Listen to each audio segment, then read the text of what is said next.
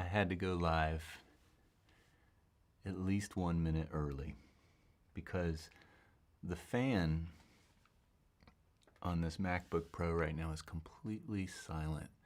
In this room, you could hear a I'm looking for an analogy. It's just so quiet and I have nothing. So I'm in here simply sipping some tea that my wife made, and you are listening to the oldest modular microphone series that has ever been made. This is the Schöps Colette modular microphone series. And the fan is just starting to rev up a little bit on the laptop, but that will vary. So, and the only other noise source in here is the fan on one of these monitors that's on the other side. So, hello everyone, welcome to the stream, and we're going to talk a little bit about what we're listening to. So once again, this is the Schoeps Colette modular microphone, one of the variations. It's modular as in there's components. This is the CMC series of the Colette, which has many different power modules, and it also has different capsule choices and components, such as there are swivel capsules and roll-offs and different variations, and everything that they've made since 1973. Now, I was born in 1974. I'm 47 years old, and this microphone is highly regarded as one of the finest, if not the finest, supercardioid microphone ever made for film and television. And I have the pleasure of streaming with one today, and you are listening to it in a very quiet environment. Not necessarily an acoustically ideal environment, but we're never in acoustical ideal environments. And I'm trying my best just to keep things subtle, because dialogue, I'm a production sound mixer, I'm not an actor or anything like that. So, but one of the things that we notice on set is usually dialogue levels can be very, very low. So it's important that we hear the microphones on those lower levels. So I'm going to try to just keep things easy tonight. So rather than coffee, we'll talk about tea. So I am going to tell you what variation this is. Also say hello.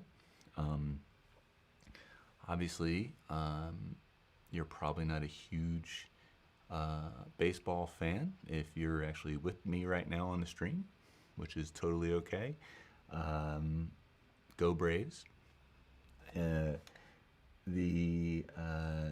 What else can I say to start? So I'd like to, in all seriousness, talk about why am I demoing this microphone? Why am I sitting here in the sound workshop live streaming with this mic and giving you the opportunity to also hear it? It's because I'm looking for a couple new supercardioids interior options for my kit, and the reason being primarily is my Sennheiser MK50s, which are one of the choices I have. I have a few different choices I use for my interior supercardioids, are really experiencing some bad RF issues right now. They are the updated version with the gold pins, and they have the CE label. So from what I understand, the manufacturing of those microphones 10 years ago, mine are about 8 years old, maybe close to 10. They used to be silver and they weren't as RF good. RF, what is it? Not good. Not as good as RF shielding as some of these more modern microphones. And so they have to go back. And I really like them. But now I'm using the CSM1s. I got a couple of those. Those are excellent. They do really great. No RF issues. But they're not as acoustically, what's the word?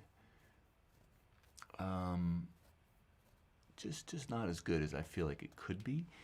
And in fact, the MKH50 as well, which is obviously a very popular microphone, also is not very flat. You know, it's a little bit of a hyped low mid, a little scooped out, you know, somewhere probably around 1.2K, and a little bright on the high. And that microphone is superb for dealing with nasty rooms or very reflective, not good sounding spaces. So it's very popular. It has a wide pickup pattern. It's very smooth. That's why I really like that microphone, is I like how well it handles all these different environments, and I think it has a great sound. But that's not what we're here to talk about today. We're here to talk about this microphone, and we're going to go look at the specs, talk about the Modular series, because I'm actually really excited about these. I'm on the search for two. I've got some other mics I'll be looking at that I'm not quite as excited about. The DPA 4018C, I think it costs more than the CMC6 or the new CMC1, which we'll look at, which is the new smaller power supply plus the MK41 capsule. They're both around the 1800 price point. Both fine microphones, but I think I'm a Schöps guy, and I don't necessarily know if I should be just, you know, I already own some other Schöps microphones, so I have some experience with them. The CMIT 5U and that stuff. So anyway, that's what we're here to do. And I'm going to talk about what's really important for an interior hypercardioid microphone for me, and a little bit about this microphone and the things that I'm learning. This is really my first time really learning about this microphone and doing extensive reading, and some of the things that I thought I knew I didn't know, and some of the try to keep my level down. What is it? You know, assumptions I had made weren't necessarily true. So like, for instance, the Colette series has been, the components and modules have been continually updated, meaning to stay current with more modern designs. So the components are the best in class. It's also their one of their finest microphones that they make, and they say that directly on their site. Really like what they do. So let me pause for a second. This is a stream, so it's okay to take our time. I want to show you where the microphone is. I have this kind of really wide shot here, so you can see the placement. It's probably shooting down more at my chin to chest, and which is a good pickup pattern. Typically, especially as I look down, there shouldn't be much change in the sonic capabilities of this microphone. And as I come to the side here, you can hear that it's very, very smooth off access. I'm not sure if you guys are hearing any difference or any change in the frequency response or the levels as I move around the pattern of this microphone. So, trying my best to keep the volume low. I've got these sound blankets that you saw in the wide shot, those like producer blankets in here. And normally I can't film in here because this time of year this is like there's no air running in here. It's just quiet besides the laptop, which I can hear the fan running. So if you hear a little bit of a shh, that's the fan of the MacBook Pro, and I wish I could control that, but I can't.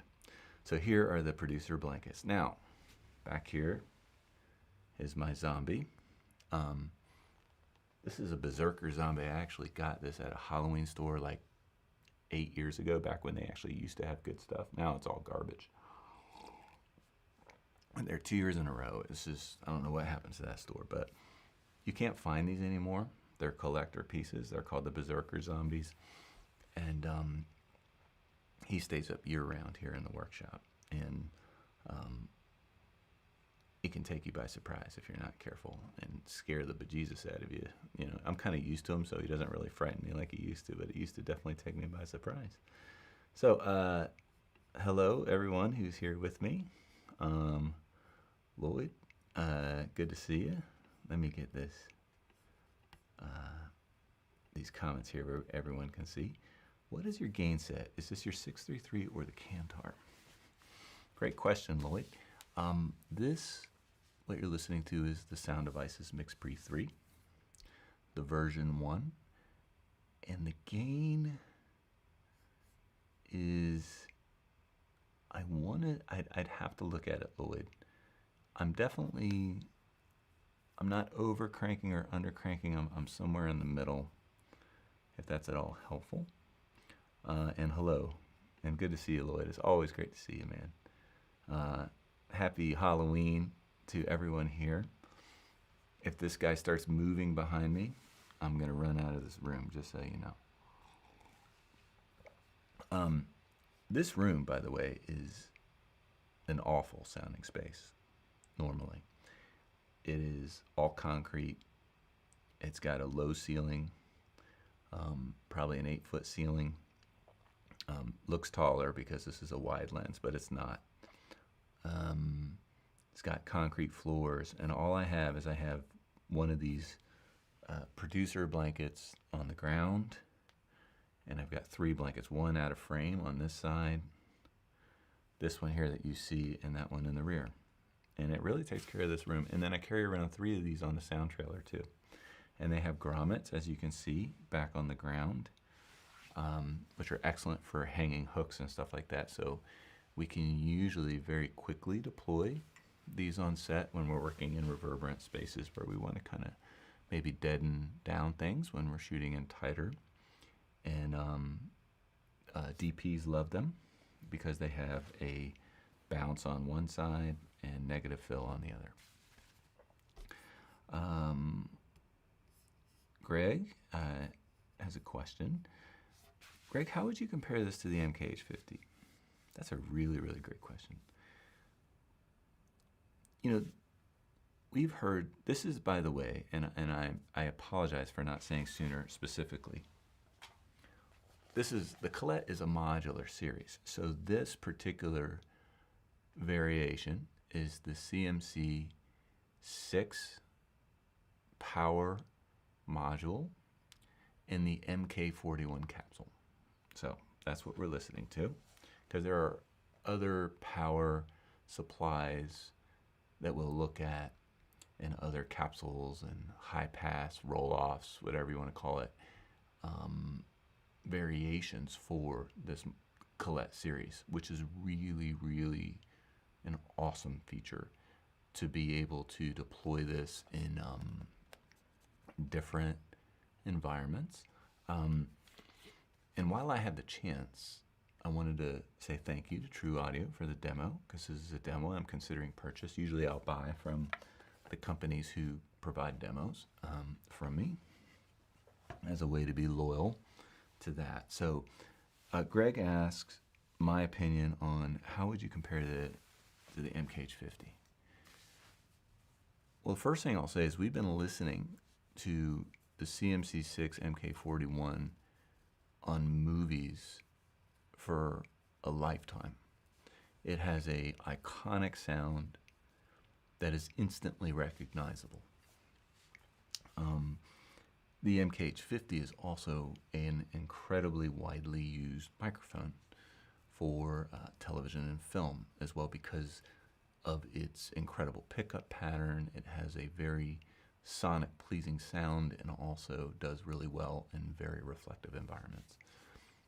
If I was to compare the microphones from how it is that I hear them and perceive them, Greg, I would say the biggest difference is that the MKH50 sounds hyped in the low end, and it's just not as inaccurate as a microphone, and it's not as smooth as far as the frequency response as what I'm hearing here with the MK41 Colette. So it's difficult for me to put into words like, oh, this microphone is better than this one, or this one is this one, as much as they all kind of have strengths and weaknesses, because a microphone, in my opinion, is very similar to a lens. If you're, you'll see some DPs, cinematographers, prefer some of the vintage Cook lenses, for instance, because of the way that they shape light or the way they look. But they may not be the most accurate lens. So I think microphones can be seen very much in the same way, plus different voices respond differently to different microphones, plus different environments respond differently to different microphones. So I've been guilty of just kind of like deploying a 50. It's just like a default.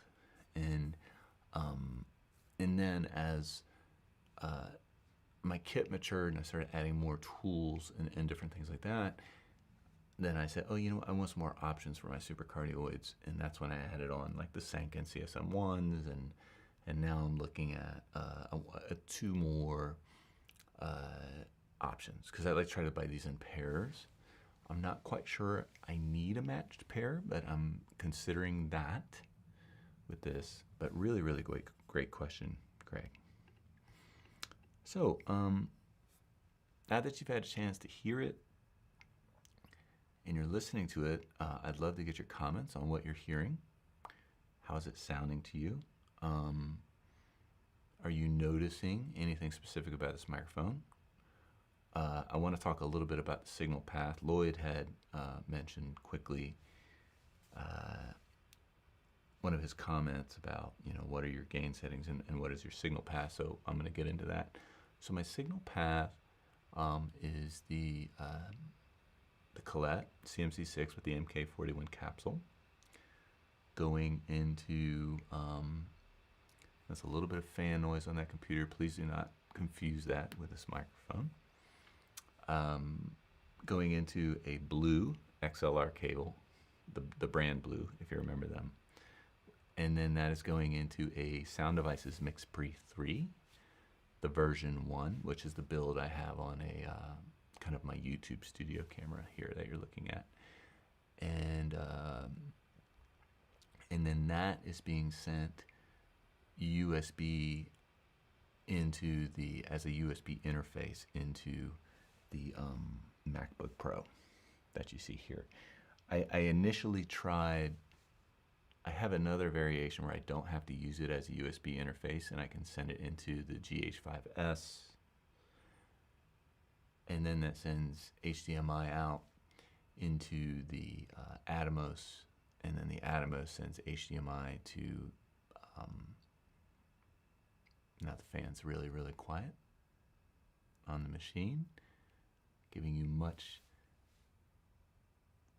really an idea of levels that we deal with on a film set. I've got talkers that talk like this. And I think being subtle is really important when listening to a microphone like this, which is why I didn't do espresso.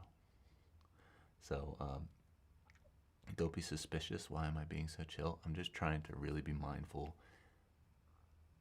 of what a microphone like this is for, and how it should sound, and how it would sound on a cinematic production. You probably won't find many stuff on YouTube with this kind of delivery level, by the way. Okay, all right.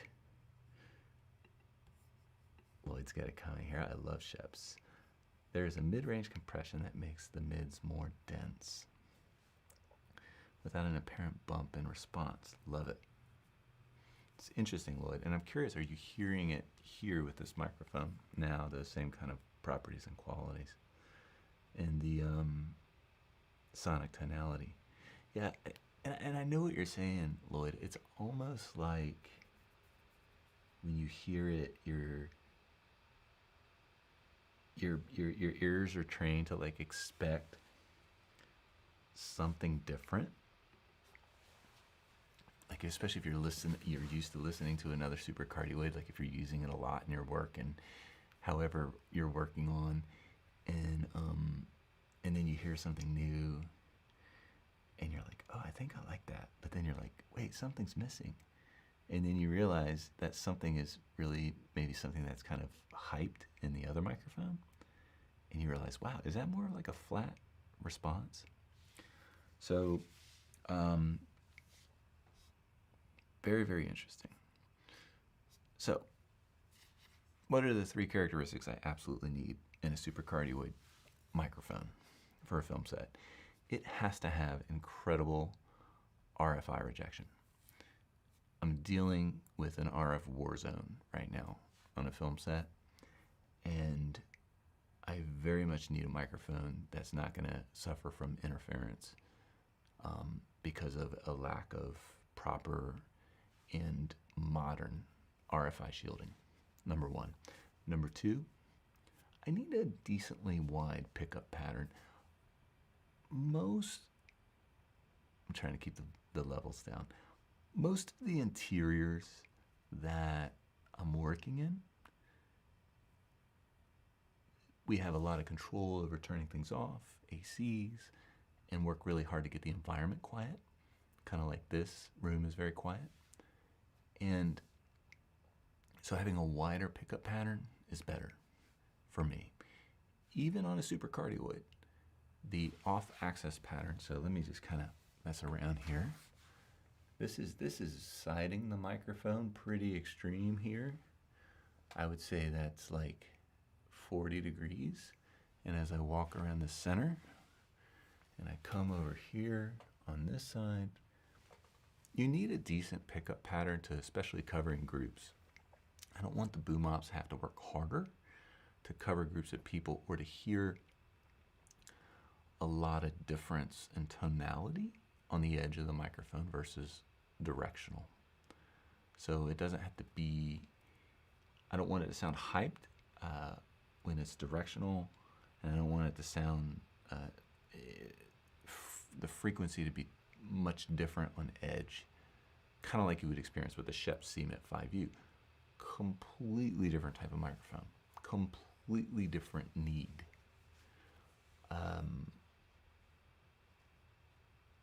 For an exterior microphone, obviously we want to reject, and having that wide pickup pattern is not really what we want typically, because exteriors, we usually have much less control on the sound sources and what can be changed and so forth. So I want to share with you some of the exciting things that I learned about the Colette collection, and I'm still very much like on the fence of like, which way do I go? And but I already see some pretty amazing possibilities. So the first thing I was really concerned with was RFI. I'm thinking, okay, they started making this microphone in 1973. Okay, that was 48 years ago. Is this thing going to do well on a modern film set? Because it has to, like, I'm talking 5G everywhere, 2.4 gigahertz, broadband slammed, 14 microphones, everyone's on wireless, just crazy town, right? And I know you guys know exactly what I'm talking about. So let me go to some of the specifications here, and I'm going to pull up a screen here, and then this is my hello everyone, this is my horrible my camera on my laptop here, sneaking in there. And then let's go to, all right. So here is the Colette microphone from the Schöps website. And the first thing I want to look at is the microphone amplifiers, because this is where the XLR signal input output happens to the microphone. So this is where you could be prone to RFI. Okay, so here is some of their, this is the model we're listening to right now, the CMC6. And that is my computer fan revving up, so don't be alarmed. And the one thing I want to show you here is the excellent protection against high frequency radio interference with RFI shield. So what's interesting is they have a whole article on how that works, and it was very, very interesting, and I'm looking for it here. Here it is, the RFI shield. I don't want to download it as a document. I think it's best just to, wow, listen to that fan just cooking, right? Let's see if this thing will just go there. Oh, here, perfect. So they have a whole article explaining how their RFI shielding process works and how they specifically test it to make sure that this thing is literally rock solid for RFI shielding, all the way from 500 kilohertz to the 6 gigahertz range. That is imperative.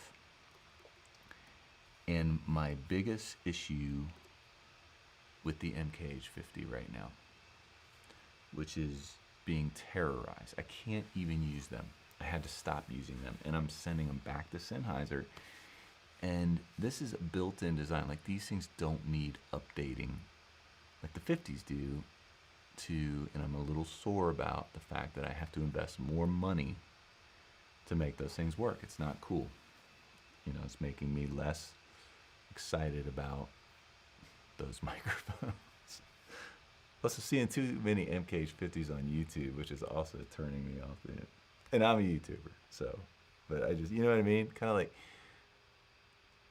I'm completely off path, but you know how like YouTube destroyed the SM7B? Like, you remember when that microphone used to be cool before everybody started trying to use it? It was friggin' ridiculous. Which is why I refuse to use that microphone on this channel. All right, enough of my silly rants. Sorry, guys. Okay. All right. So what else about this microphone? So the other thing about this is all of the different amplifiers and modules that are available in the Colette series. So I'm going to get rid of my picture here so you can just see the full screen, because you don't need to see me for this. So if I come in here and I go, let me just expand this. Okay. So as you can see, here are the different microphone preamplifiers. Now they have the new CMC1U, which this thing is about half the size of the CMC6 and with absolutely no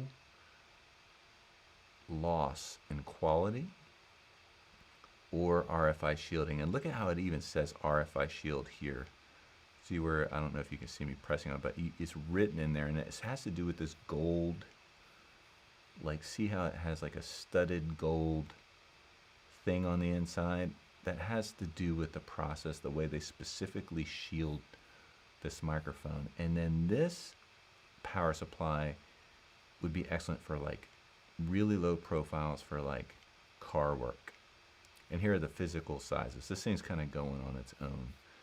But there's that. There's the different modules, including the amplifiers. And this is the one we're listening to here, which is the CMC6. Then they had this thing called the XT. Like, I did not even, you guys probably knew about this, and I'm always slow to find this stuff out. But so let me go here so you can physically see this. Okay, because I want to put myself on the screen for this. This CMC6 XT is specifically designed for pitch shifting for sound designers who are pitch shifting sample rate, not like this pitch and shift stuff that DJs use. Nothing wrong with pitch and shift. I use it for years. I actually worked as a music editor for fitness music and many years ago. But anyway, but like when they did like the movie The Matrix or stuff like that, they would actually change the sample rate to change the pitch, so there was no physical loss. But one of the limitations was, from how I understand it, and I'm not a sound designer, that by changing the sample rate, then the quality of the microphone becomes a huge component in the quality of the sound when doing that for the utmost in pitch shifting. So if like you're recording a 192K 24-bit file, this CMC6 XT would be a perfect thing for a sound designer. And so I'm most interested in this CMC1. Where is it? That's not the CMC, that's the XT, but let me go back to it here. This is the one, the smaller profile, because if there's no loss and it's lighter and smaller, there is absolutely no gain in going larger here for me. And then you've got plug-on versions. Now this one, I'd have to find out. Looks like it only works with Zaxcom and the Zaxcom and Audio Limited. Oh, and this particular CMC1 capsule, the new one, and let me go back to it because I know I'm kind of covering a lot here. This microphone amplifier, not capsule, excuse me, is immune to the issues that, the interference issues that you hear about with the Audio Limited microphones. And I'll leave you with this. Because I know you guys can go to the site, but I'm really excited to share this with you. Check this out. Now, this is not the CMR series, which is the non-modular. I want the modular. I'm not interested in that version. Oh, this. Check this out, guys. An AES 42 powered module. It's like this Mac Pro is like completely upset about this this website drive. This is the new AES module. Maybe they'll give me one. Say, hey, I got a YouTube channel. Give me a demo. That would be awesome. Because I'd be curious to see if it got rid of the noise floor on the DPRA. Okay.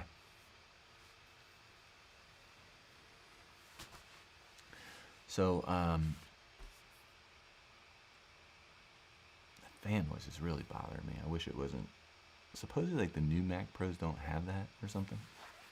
So let's go to comments here, questions, look at what you guys are talking about. Oh, Alan, what's going on, buddy? I never get to see you here live streams. Finally. Okay. Good to see you, Alan. The mic sounds great, but so does the 414. Alan loves that 414 in the studio, and I do too. And he started thinking about it, and then I started thinking about it. I was like, man, that freaking microphone's incredible. Two different beasts, and we'll talk about that in a moment. I can't hear the difference, at least not on YouTube. Wow. Alan, let me get this right. You're telling me that the 414, that this microphone to your ears here is sounding similar to the 414 in the studio? I think that's what you're saying. But I love it. Are you aware of that guy creeping up behind you? I am very aware, Alan. And I think he's great. I keep him up year-round. I never take him down. He had a friend, a female version, and I ended up, because I just didn't I was just trying to have like less stuff. See, no fan noise, perfectly, right? So anyway, I ended up giving it the Goodwill or whatever. Good to see you, Alan. Happy Halloween, dude. All right, let's just, is the CMC1 an option for you? Oh, he probably put that comment before we looked at it, and I said I was going to go that route. I think it's supposed to have better RFI specs. Oh, I did not know that it was improved RFI. Because when I was reading through the site, it was specifically mentioned that this manufacturer is very aware of the importance of RFI shielding on their microphones. And the CMC6 has the same RFI shielding technology. I did not hear that it was superior to the CMC6, but that doesn't mean that there's not some advantages, because it is a different build. And they do say on the site, when you go to the site, that they specifically are updating and upgrading certain components with the microphone in the Colette series to make sure that everything advances properly with technology without any losses or incompatibility. So literally everything, that CMC1, here's what's crazy. That CMC one that you're talking about, Lloyd, which I'm leaning towards because it makes those microphones very low profile. To me, it makes no sense to go CMC6 if you go CMC1, especially, I think somewhere on the site they said it sounds even better. But, oh man,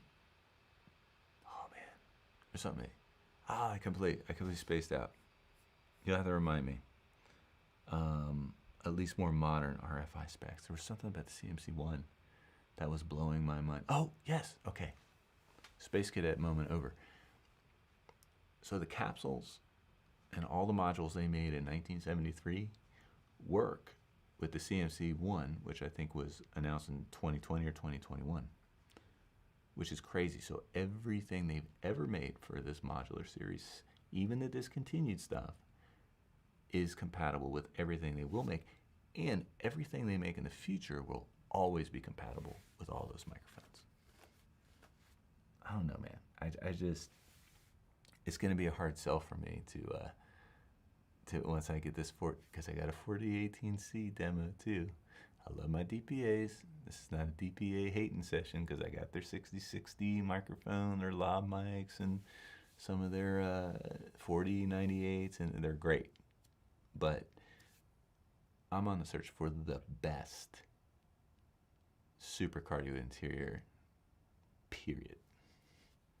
Because that's what you gotta have, right? So, you know, now I understand that that's subjective, and I understand that that's my opinion, but I understand all that. Okay. I like it when it gets quiet in here. So what do you guys think of the sound of this microphone? Help me decide. I don't think I have the 4018C nearby. It's in the other room. I would have to go get it to plug it in, but that would completely defeat the whole purpose of this very different and unique video on the Colette, the sound of the Colette.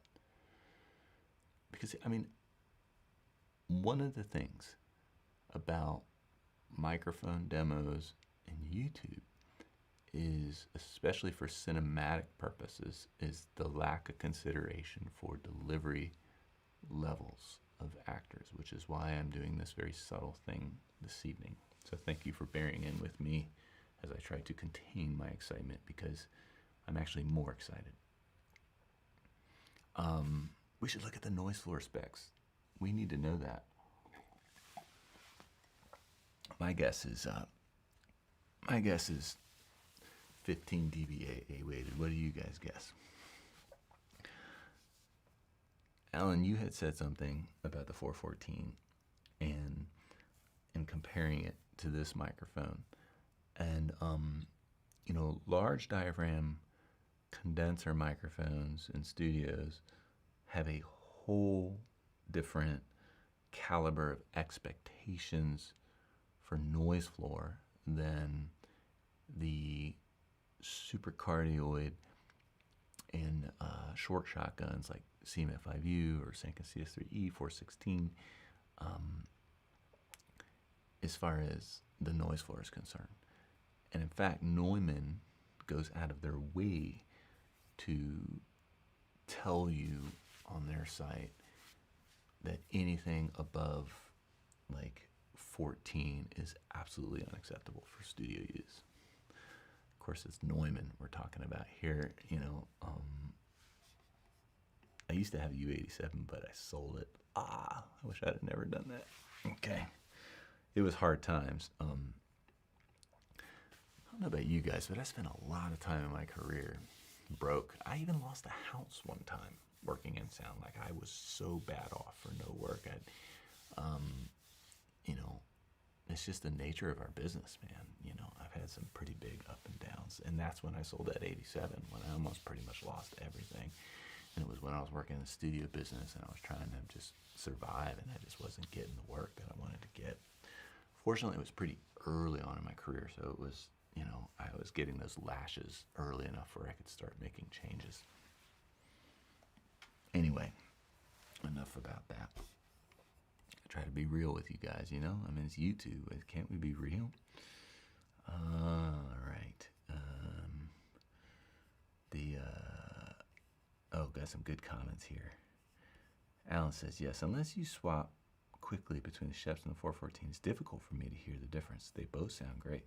That's a huge compliment for this microphone, Alan, because I would, you know, putting up a large diaphragm 414 with that size of a diaphragm and against a small diaphragm capsule, you know, supercardioid is a very, very, you know, usually the larger diaphragms are going to outperform sonically, frequency response, and noise floor, you know, but that's great. That's good to know. Talking about the 50, you know, the MKH50 was designed 30 years ago as a desktop mic. I did not know that. No RF rejection was considered at that time. I guess improvements have been made over the years, haven't they? Or maybe not. Supposedly I can send them back and it's going to be updated or fixed, because I still do love my 50s. They will always have a home on my kit, providing I can get them to work past this very unusual situation, which could just be maybe every 10 years or so things need to get tightened down or whatever. But I hope I don't have to do that with these, you know, Schöps microphones. Just send it in, hey, it needs an RFI rejection update. It still bothers me. MKH50, good and very TV. Very true. Very true. Look, DPA, awesome and neutral. Exactly. Mixes well with other DPAs. I agree. Absolutely. Schöps to me is cinematic and a favorite sound for me. Lloyd, me and you resonate. And I see exactly what you're saying. Like, DPA is an amazing sounding microphone, and I'm gonna throw it out there. The real test is with this mic here. Is I'm gonna have to run it through some scenes. I'm gonna use it for interiors for, you know, at least a few days, and see how it goes. Then listen to the dailies. Then see how that's translating. See how it does in shitty sounding rooms that really aren't working. You know, I really think that's where my 50s kind of have a place. And even in a cinematic place, Lloyd, I think there's going to be times where, you know, like a 50 really was going to be like, oh, it's a bathroom with all glass, bust out the 50, just because that's me not knowing how this is going to do yet in that environment. All right. Dan, what's going on, buddy? Man, I can tell him a story about Dan. Dan, I'm going to tell a story because I love seeing you here, man. And I hope you're doing well. It's good to see you. Dan has been a post mixer for many, many years. He's extremely experienced and knowledgeable. And I believe you're still in Atlanta, Dan. I think you're based in Atlanta. Okay. Sounds great here. This is by far the most used microphone in my kit.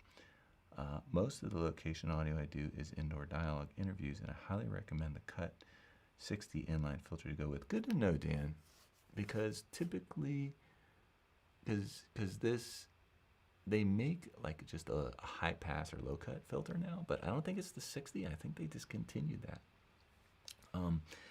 Early on in my career, when I was trying to find my way in Atlanta, Dan, I think it was in my 20s, late 20s, mid 20s, I don't even know. Dan opened his door to me at his studio, toured me around, spent some time with me, talked to me about the process of what they did, and I still remember that to this day. So thank you, Dan. Dan is awesome. So it's always great to see you here, man.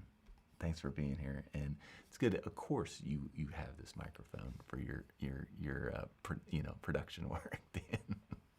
You know, because you already know. Like, I'm still trying to discover, brother. You know, that's awesome. Good to see you, man. There you go. Dan goes. He continues in the studio. It is phenomenal. It is a phenomenal instrumental mic. Drum overheads, acoustic guitar, piano, etc. And I highly recommend getting additional capsules such as the wide Cardioid MK41 and Omni MK2 or 2H. I have a feeling that once I get started on this, that Dan, it's gonna grow. You know, I gotta remember to keep things focused on kind of my wheelhouse. You know, I'm just not recording any music anymore, and I do like the idea of having a flex microphone, meaning that I don't think I have anything else in my kit for production audio that I would really trust in a music recording environment, which I think makes these very unique. And I also love those MS configurations that they do for binaural, or not for binaural, but MS, you know, for stereo ambiances. I'm sure there are binaural arrays as well. I've seen big, huge, what is the ambisonics, right? I mean, tetrahedral patterns. You could go never ending. I really do like the idea of being able to record quick ambiances. It's not really a reality on a production film set, just because they're noisy, and it's not really what we do, but I love the idea of it, you know. That's cool, man. Jeff, what's going on, buddy? Is there any sound difference with the foam off of the mic? Sure, I can take off the foam real quick. If you guys don't mind your ears for a second, it's gonna sound a little funky. Excuse me while I take off the foam. So here's the foam off the microphone. It looks like a pretty lightweight foam. A little bit of a fan running on the laptop right now, guys. Apologies for that. I'm not sure how much that is interfering with your ability to hear the subtle differences. And I'll go ahead and put the foam back on. Excuse me. Here. And there's the foam back on. Curious, Jeff, do you hear any difference with the foam off or on? I'd like to know. Typically, boom operation, they're going to have foam on there. And I like what Dan said. You're probably going to need that 60 cut.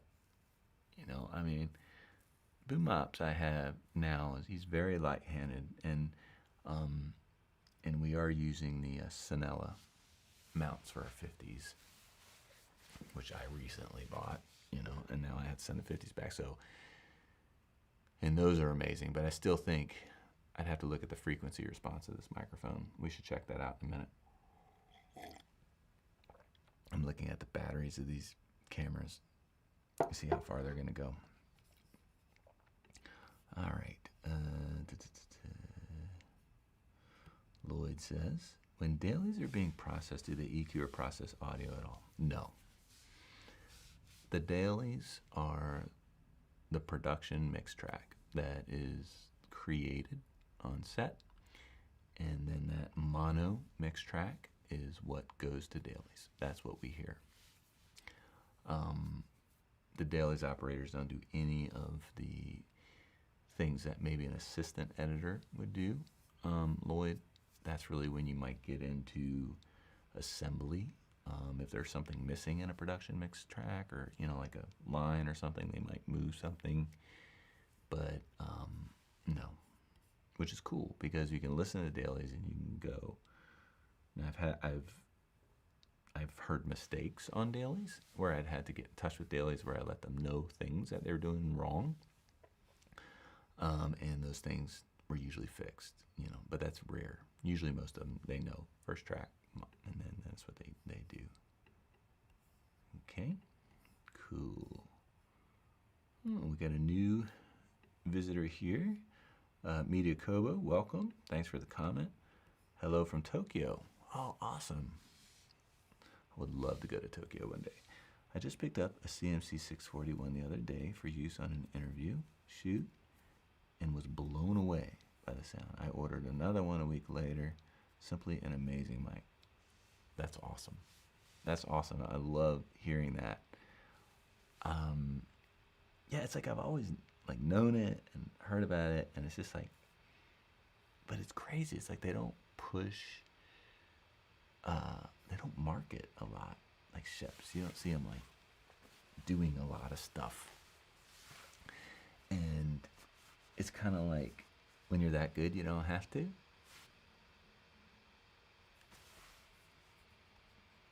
All right.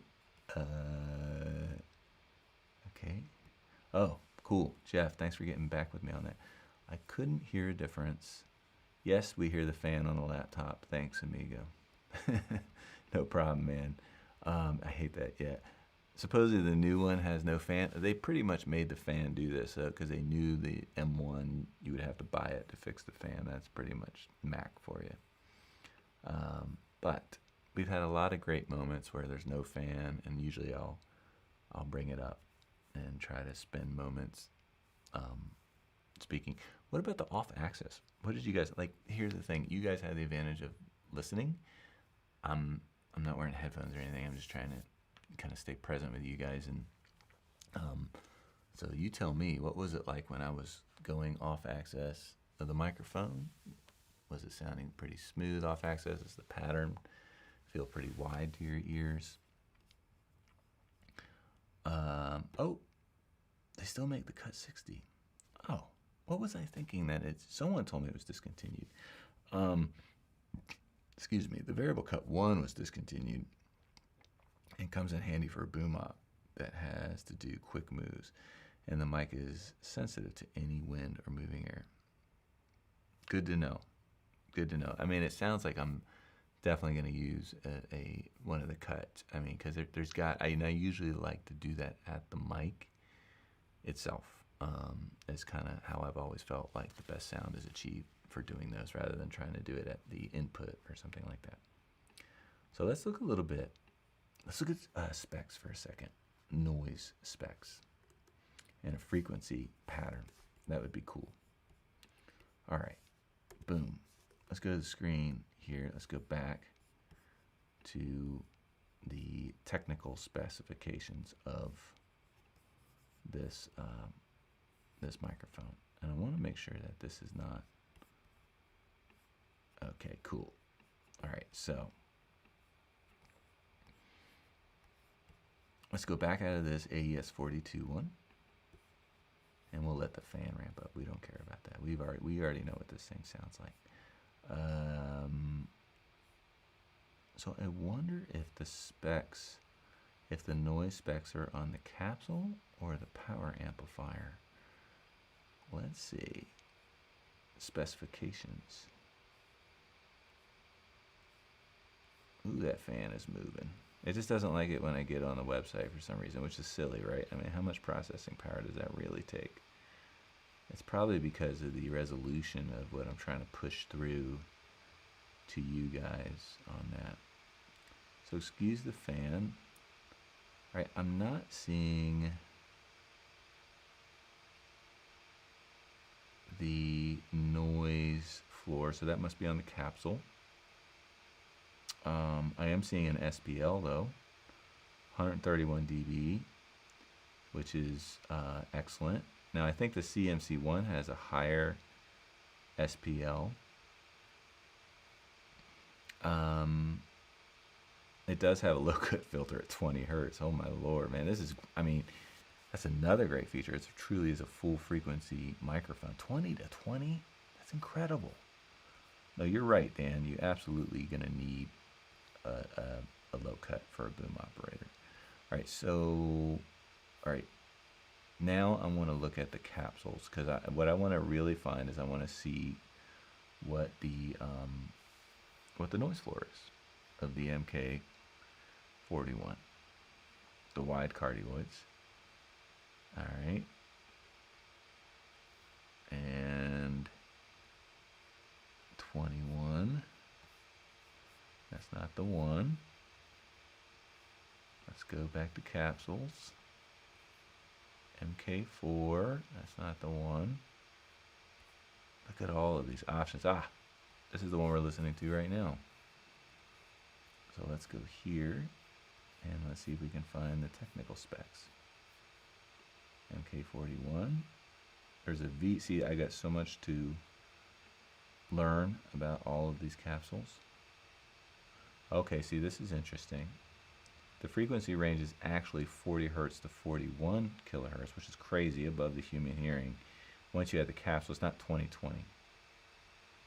And that's with the CMC6 XT. So with the CMC6, it's 40 to 26. So that's for that pitch shifting we talked about there. And for like sound design and changing voices and stuff like that. So here's what, oh my God, look at this, guys. 14 dB, equivalent noise. What did I guess? Did I say 15? Or did I say 14? I think I said 15 because I was being conservative. Now you also have the CCIR, which is like a different type of measurement, which is usually higher. 131 SPL. 22 millimeters. The diameter is 20 millimeters, so that'll fit an Envision 6 microphone. Yeah, and look at all of these. Now, what's this MK41V here? Let's check that out. Side addressed supercardioid. Mild high frequency elevation. Preferred applications as spot microphones and orchestra. Okay. Interesting. Okay, so that's more for an orchestra application. It has like a boosted high frequency. Probably not something I would want to do for dialogue. And all right, so then you have all of these open supercardioids. Has the greatest directional effect. Okay, which is obviously the MK41. So you can get even wider. Dan, what was the one that you said that you was recommending, another capsule option? Remind me. I know it's here in the comments. Oh, here we go. Well, it says the off-axis performance is great. I haven't been able to listen. I haven't been able to listen like this. And the fan hopefully will calm down in a minute for a good length of time, so I could compare the difference. Within a couple of feet, it's very impressive. Yeah. I wonder if I should try raising it up. I mean, right now it's, you know, this would be like a tight, you know, because if you know, as far as the distance, I did some testing in the studio where I had it about 6 feet back. It was still working, man. I mean, it was fine. Here we go. Starting to calm down now. As soon as here's the thing, guys. When the fan stops and calms down on this computer, then I will raise the microphone up more. Here's okay, kind of a weird request. That's okay. We do weird here. Jeff's fine. Would you mind changing the boom and the boom from below? Curious to hear the fan noise rejection. Would you mind changing the boom and boom from below? Yeah, that's going to be weird. It's not weird request. It's just too difficult to do on the stream, Jeff. But what I am going to do is I'm going to go higher. I think it's like a super cement would probably be better for something like that. Okay, so the fan stopped. Here, let's do this. MK41 is a white class. Thank you, Dan. All right, so I'm gonna go way up, guys. Let me kind of do this here. Hold on.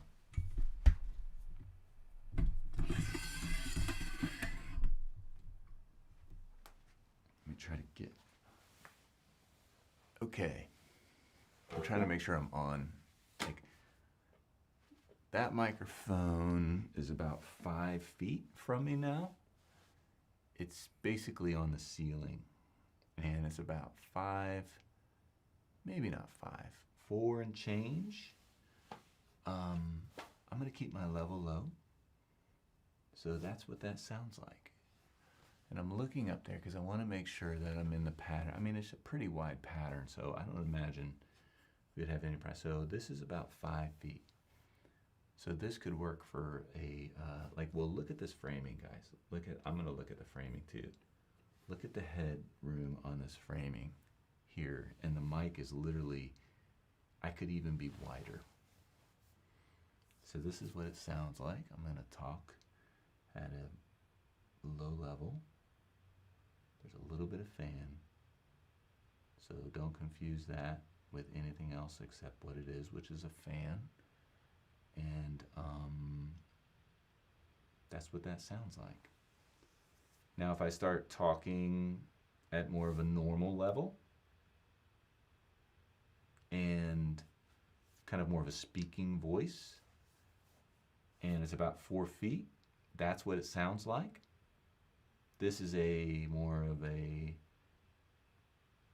you know, we're acting and it's an intense conversation between two people, and we're 5 feet from the boom in a very, don't let these blankets fool you, this space still does not sound great acoustically. This is a kind of a less than optimal environment because of the low ceiling.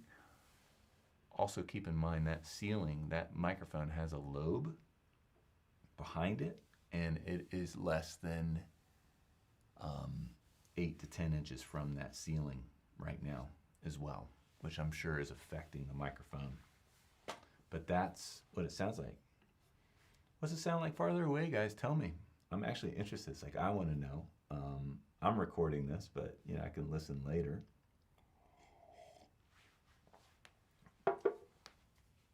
This is oh, no fan. This is a tighter shot, and the microphone is about 5 feet away. And the fan is basically silent. It's very quiet in here. And I'm talking very lowly.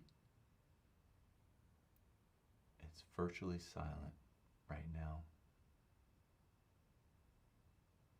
And the microphone is close to the ceiling, over 5 feet away, and I'm barely pushing audio right now. You tell me.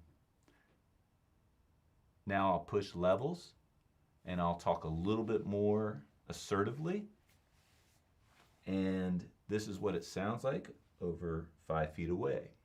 And here is a medium shot about 5 feet away.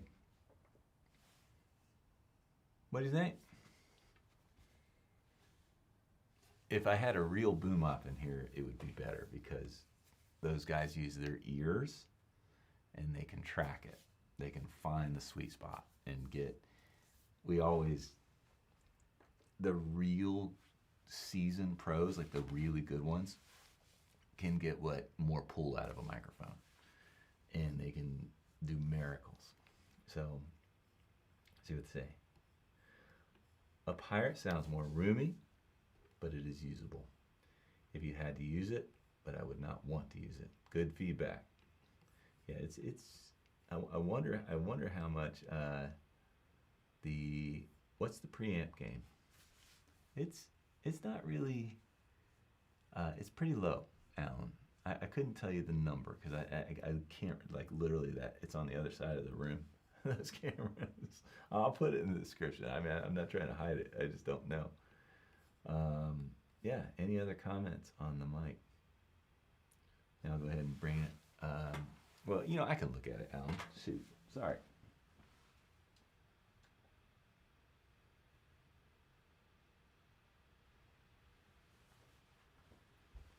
52 on the Mix Pre version 1, Alan, 52.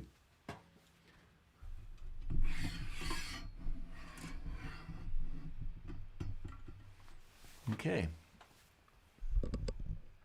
Now the microphone, as you can see, is in frame, but could easily work for a medium wide and back where it was.